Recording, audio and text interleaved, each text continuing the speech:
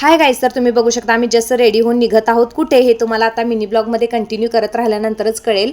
तर गाईज मी आणि कोमल होतो आणि आमच्यासोबत अनेक कोणतरी जॉईन होणार होतं हे आता तुम्हाला कळेलच.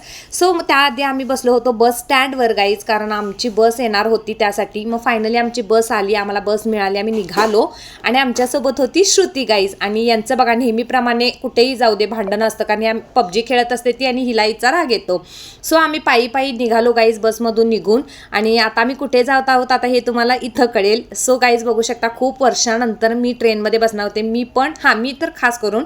सो त्यानंतर गाईज आम्हाला कन्फ्युजन होतं की आमचं प्लॅटफॉर्म नंबर 1वर आहे की 2वर आहे, हे अनाउन्समेंट सारखं चेंज होत होतं, त्यामुळे आम्ही इकडे तिकडे करत होतो.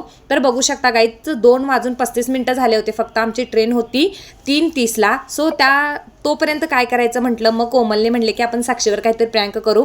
आणि गाईज तिच्यावर प्रँक करायला जाऊन आम्ही स्वतःच प्रँक झालो, असं सोडून दिलं. त्यानंतर म्हटलं वेळ आहे गाईज ना रेल्वे स्टेशनवरचा व्ह्यू दाखवूया.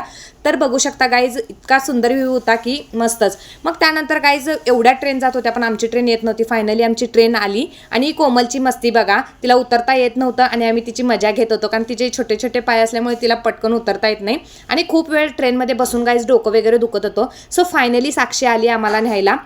आणि त्यांचं स्वतःचं भक्तिनिवास असल्यामुळे गाईज ना आम्ही कधीही जाऊ शकतो. आणि निवांत आम्ही गेलो, जेवण वगैरे केलं. आणि खरं तर ना गाईज खूप कंटाळून आलं होतं, आमच्यासाठी ते सुद्धा वेट करत होते. सो आम्ही जेवण वगैरे करून मस्त झोपून गेलो. सो आजचा मिनी ब्लॉग कसा वाटला कमेंट करा. Bye bye guys.